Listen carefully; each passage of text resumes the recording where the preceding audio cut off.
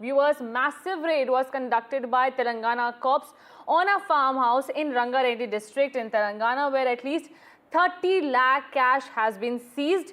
50 cars have been seized by the Telangana cops and 64 people have been taken into custody. My colleague Uma Sudhir joins me for more on this. These are the visuals from the raids that we have on your screens. Uma, tell us the details. How was this raid conducted? It's a very unusual kind of a raid where at least 64 people have been taken into custody. What was exactly happening at the farmhouse?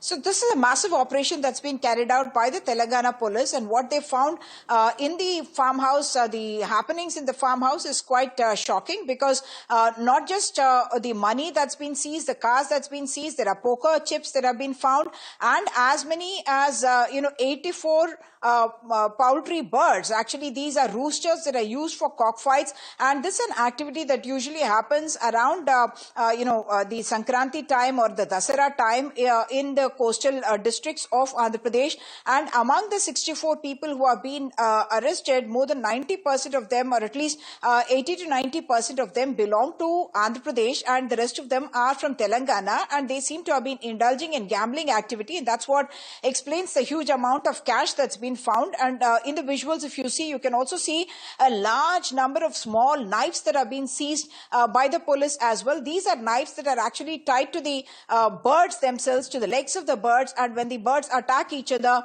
they cause those kind of grievous injuries, bloody injuries, and this is something that's been objected to by the animal rights activists as well, and the Telangana police taking stock of the situation and arresting all these people and seizing the cash as well as huge numbers of the roosters as well.